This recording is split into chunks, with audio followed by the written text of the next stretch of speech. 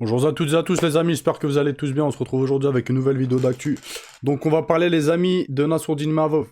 Hier je vous ai partagé une info comme quoi Strickland avait insulté, manqué de respect, diffamé, etc. Nassourdine Imavov et Khamzat Chimaev dû à leurs origines et leur religion, etc. Enfin leur religion... Nassourdine, je sais pas de quelle religion il est, d'accord. Donc là on va voir que Nassourdine a répondu. On va aussi parler de Joachim Buckley, les amis, qui est en clash avec Strickland, justement, parce que Strickland, il a encore tenu des propos cisra vis-à-vis des Renois. Et à Joachim Buckley, ça passe pas, les gars. Et vous allez voir qu'à Joachim Buckley, il dit quoi? Il dit Strickland, il parle comme ça devant des personnes avec qui il est à l'aise.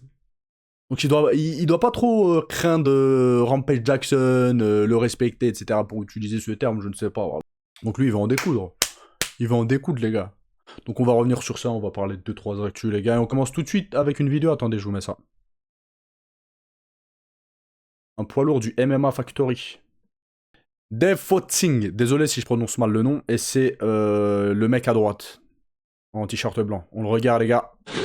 En fait lui je crois il est trop... Je sais pas s'il est ceinture noire de JJB ou... Mais il me semble il a un très très bon sol, c'est sa spécialité le sol, d'accord. Mais là on voit qu'il progresse en striking.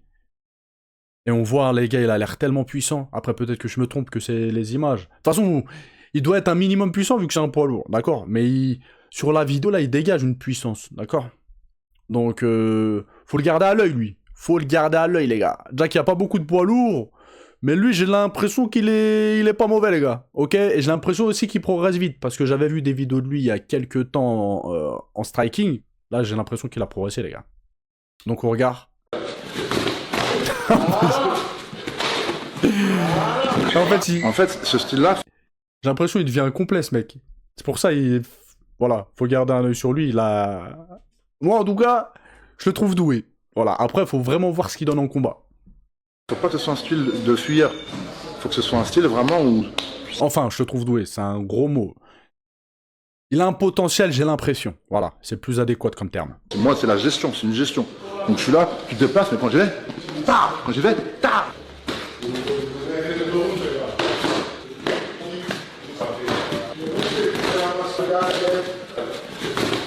Il a pas peur des coups, j'ai l'impression.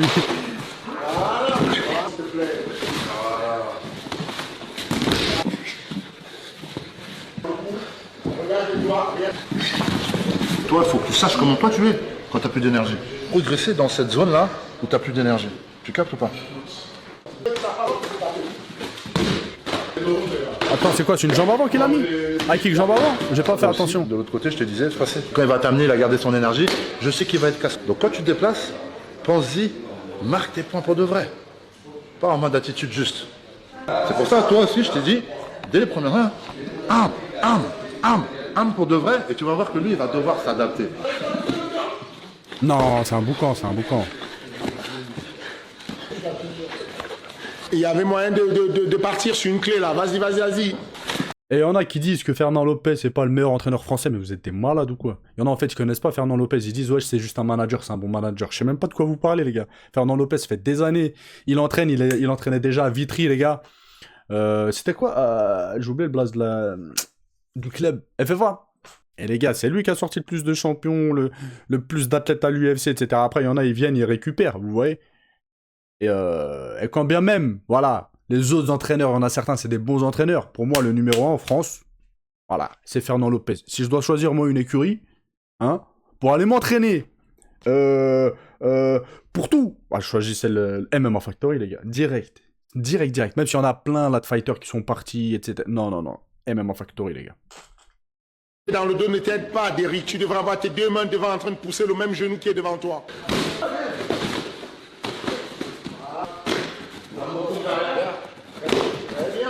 Cette main-là, elle est perdue. Tu la ramènes ici, elle est perdue. Oui, là, il restait 5 secondes, tu peux t'accrocher. Mais s'il restait 5 minutes, tu peux pas t'accrocher 5 minutes. Et les gars, le truc, c'est que il y a Cyril Gane en tant que coach, limite. C'est pas vrai, je sais pas si on peut dire que c'est un coach, mais il donne des conseils, etc. Le meilleur striker à l'UFC. La dernière fois, on m'a dit quoi? Ouais, tu disais que c'était qui le meilleur striker? Thomas Spinal. En fait, les gars, essayez de comprendre. En fait, vous faites beaucoup de raccourcis. Quand j'ai dit le meilleur striker, effectivement, pour moi, Thomas Spinal, jusqu'à maintenant, c'est le meilleur striker. Le meilleur striker est, en fait, c'est prouvable sur le papier. En termes d'efficacité, d'accord, je parle pas en termes techniques. Quand je dis que Cyril Gane, c'est le meilleur striker, c'est en termes techniques. En termes d'efficacité, les amis, Thomas Pinal est resté dans la cage moins longtemps que Cyril Gane. Moins longtemps que Francis Ngannou. S'il mettait des KO à toute patate. D'accord. Là, certes, le premier round qu'il a fait contre Cyril Gane, il était... Après, ça veut rien dire un round, parce qu'il y a un temps d'adaptation, même dans d'autres sports comme la boxe thaï, etc., ça se jauge, etc., etc. Là, le premier round, il était pour Cyril Gane à 200%, ok? Mais ça veut pas dire que Thomas Pinal ne se serait peut-être pas adapté, ok? Après, peut-être il se serait fait marbrer de malade par Cyril Gane. On peut pas savoir, le combat n'a pas... Voilà, il ne s'est pas fini, il y a une blessure, etc. Mais ne jugez pas, en fait, ne réduisez pas Thomas Pinal à la contre-performance, si on peut appeler ça comme ça, qu'il a fait contre Cyril Gane. Non, Cyril Gane, c'est le mec le plus technique de la division. Il est plus technique que des poids légers. Stylistiquement, au niveau des panels techniques, Cyril Gane, c'est le meilleur. En termes d'efficacité, moi, j'en démords pas, c'est Thomas Pinal jusqu'à maintenant. Il l'a prouvé, de toute façon, on n'a qu'à regarder. Nombre de KO, TKO, machin, c'est Thomas Pinal. Mais bon, là où, voilà, petite parenthèse fermée, ce que je disais, c'est que, les gars, t'as un mec qui te donne des conseils comme Cyril Gane, un mec comme Dave, par exemple, qui a un très très bon sol. Les gars, c'est Dave, moi ça m'étonnerait pas, après, comme je vous ai dit, je veux pas trop m'avancer, faut voir vraiment ce qu'il donne en fight. Mais là, ce qu'il montre là, les images, c'est une petite partie, hein, c'est un entraînement, les gars. D'accord? Un mec comme ça, moi je pense qu'il faut aller à l'UFC, les gars. Je veux pas m'avancer trop vite, encore une fois. Je veux voir des combats de lui, etc. Mais je pense qu'il a un potentiel. Je vous avais parlé de Paul Dena quand il était amateur, de Patrick Abirora quand il était amateur, de Baki, quand Baki c'est autre chose parce qu'il était déjà pro, de qui d'autre je vous avais parlé. Et là, je vous parle de Dev. Voilà. Donc les gars, restez branchés. De toute façon, voilà, dès qu'il a un fight, etc., c'est un mec que moi, je vais essayer de suivre. Donc dès qu'il a un fight, je vous en parlerai très probablement. On continue, les amis. Je vous ai parlé de Fedor. Attendez, mince. Je vous ai parlé de Fedor qu'il était en forme. C'était quand, avant-hier, je crois. Quand je vous disais, ouais, j'aimerais bien voir un fight Fedor contre Daniel Cormier. Regardez, il est toujours en forme, hein, 50 piges. Hein. Regardez physiquement, j'ai l'impression que physiquement, il est encore mieux que quand il était fighter. On regarde.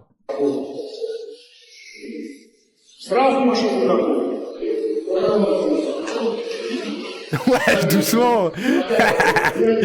Non, il a vu ce Fedor, là. Vous entendez?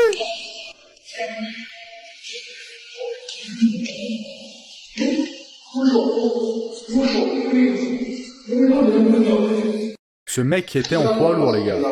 Ah, il a mis un jab, écoutez l'impact. Il a fait le coucher, les gars. Non. On continue, les gars, avec Alex Pereira. Bon, il y en a qui ont dû voir la vidéo, déjà. Bon, il fait plus de 110 kilos. Donc, les gars... là, on voit que Alex Pereira est probablement en prise de masse, etc. Donc, très probablement, il va monter chez les lourds, affronter Cyril Gane, peut-être. Ou John Jones, mais ça m'étonnerait. Il était plus de 110 kilos. 110. Não, acho que é camiseta, pô, peraí. É.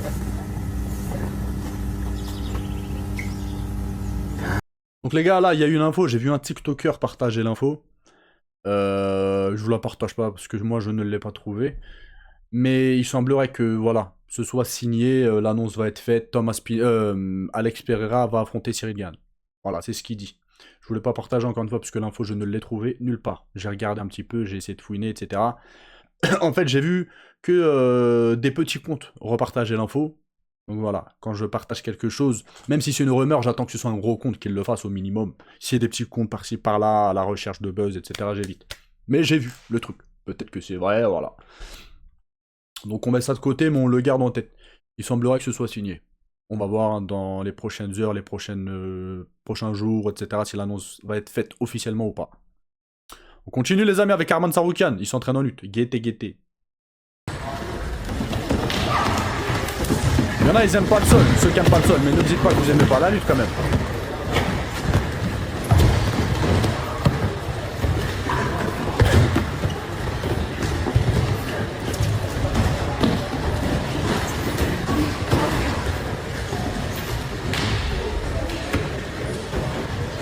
Arman, il est complet en plus, c'est ça qui est... En grappe, il est bon. En lutte, il est bon. En striking, ça va. Il est complet, hein. On continue, les amis, avec Jiri. Et regardez, lui, il est toujours dans son film. Il me fait penser à JCVD. T'as les films dans les années 80, vous avez capté, Kickboxer et tout, quand il tape dans le mur, quand il va affronter Tempo et tout. Voilà, il cherche à se relâcher. Il cherche le relâchement, contraction des abdos. Mais c'est très propre, hein, ce qu'il fait, moi j'aime bien. J'aime bien sa façon de combattre.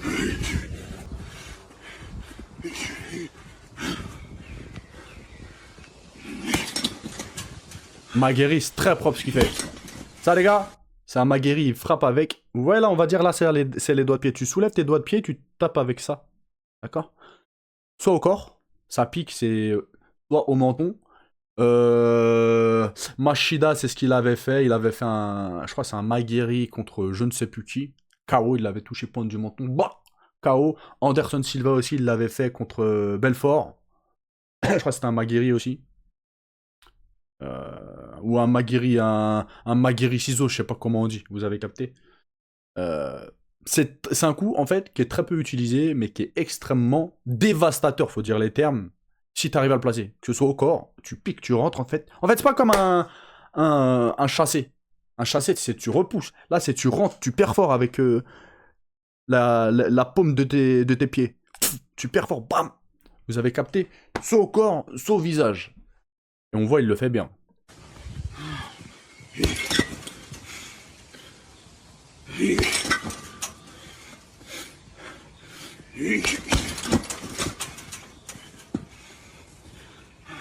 Et c'est là qu'on voit, hein, parce que Jiri, pour moi, est 1 million de fois plus technique qu'Alex Pereira, mais on le voit qu'il s'est fait éteindre. Alex Pereira, il est dangereux vraiment par rapport à son punch, pas par rapport à sa technique. Moi, je veux voir Jiri, les gars, Nasruddin Imavov. Voilà, c'est le fight que je veux voir.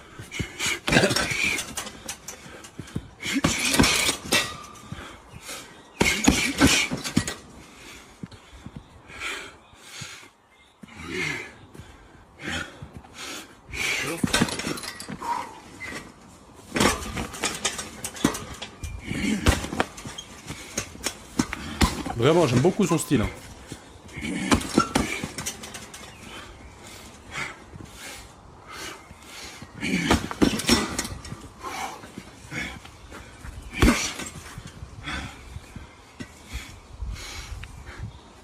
On continue les amis avec Charles Oliveira, c'est un malade mental. Écoutez ce qu'il a dit.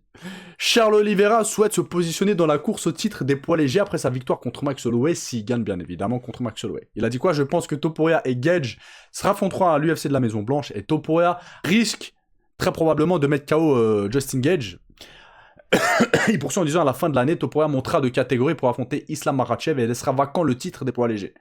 Vous voyez? Oh là là là là là là. Après vous allez me dire, ouais, Topuria. S'il fait ça, mais les gars, ce serait une honte. Si Topuria affrontait Justin Gage et il monte de catégorie pour affronter Islam Makhachev et il laisse Tsarukyan, ça fait hyper longtemps que je me dis potentiellement c'est ce que l'UFC vont faire. Mais s'ils le font vraiment, ce serait terrible. Ce serait terrible. D'un point de vue sportif, etc. D'un point de vue tout, en fait. Ce serait une honte. Vraiment. Donc il poursuit en disant elle laissera vacant le titre des poids légers. Donc si je bats Max Holloway, je serai assurément le prochain prétendant au titre. Ah là là là là là là là là. On continue les gars avec Joachim Buckley. Je vous mets une vidéo très rapidement. On le voit là. Saying the N-word and they're white. Nina, let me say, you get Strickland. the nigga. Vous avez entendu ce qu'il a dit? Il a dit le N-word. Et il semblerait qu'il y ait Rampage Jackson, d'accord? Attendez, je vais machin. C'est ce qu'il dit, il me semble. Il a dit ça devant Rampage Jackson, qui est lui-même Renoir. Et il dit le N-word normal. Là, Joachim Buckley revient sur ça en fait. Donc, vu que c'est en anglais, j'ai fait un résumé à côté, les gars, pour pas me tromper. Donc, Buckley a critiqué Strickland publiquement, après avoir utilisé le N-word, un terme cisra envers les personnes noires, dans un podcast, où des fighters blancs discutaient de l'usage de ce mot. Buckley a accusé Strickland de cisra, et l'a challengé en disant qu'il n'oserait pas lui dire en face. C'est-à-dire là, il y a Joachim Buckley qui se retrouve face à Strickland, il lui dit... tu ne le ferais pas. Tu serais pas capable, tu n'aurais pas le courage de dire ça devant moi. Et Strickland a répondu de manière provocante sur Instagram. Il a qualifié Buckley de version noire d'une Karen. Ah, c'est marqué. Karen étant un stéréotype d'une personne blanche, plaintive et susceptible. Il poursuit en critiquant Buckley en disant que c'est un mauvais fighter, un influenceur malaisant, etc., etc. Et Buckley a répondu en disant « On se voit à Houston ». Sous-entendu une confrontation possible lors d'un événement UFC à Houston. Donc là, on voit que Buckley call out Strickland. Ah les gars, c'est un fight que je veux voir. Ah ouais. Ah ouais, deux gros strikers, parce que bon, on a beau critiquer Strickland, etc. Ça reste j'allais dire un bon striker. Ça reste un bon striker, hein, effectivement. Et c'est un fight que je veux voir après, une différence de gabarit entre les deux. Je pense au niveau de la taille. Je suis pas allé vérifier, mais je pense qu'il y a quand même... voilà. Parce que Strickland, physiquement, il est balèze. Hein. Mais c'est un fight que je veux voir. Mais au moins... Moi, je l'aime pas, hein, Joachim Buckley. Hein. J'ai aucune affinité vis-à-vis de lui. Lui aussi, il dit des dingueries, etc. Il est insupportable, voilà. Je le trouve très prétentieux. Il manque de respect, etc. Mais au moins, c'est le seul qui a répondu à Strickland. Rampage Jackson, il est là, il semblerait qu'il ait rien dit comme ça, normal. Ou il lui dirait, frérot, t'as vu, évite d'utiliser ce mot. Même moi, si ça me heurte pas, ça peut heurter d'autres personnes noires, etc. Évite, t'as vu, s'il te plaît. Il a rien dit, il a laissé comme ça. Hop, l'autre, il prend ses aises. Le gros cisra qu'il est. Hier, il a fait une sortie islamophobe. C'est un cisra, islamophobe, tout. Strickland. Il sort que des dingueries. Déjà, j'ai vu une info, mais en fait, elle a été très très peu relayée, donc je voulais pas partager. Mais attendez, je vais regarder si je l'ai toujours.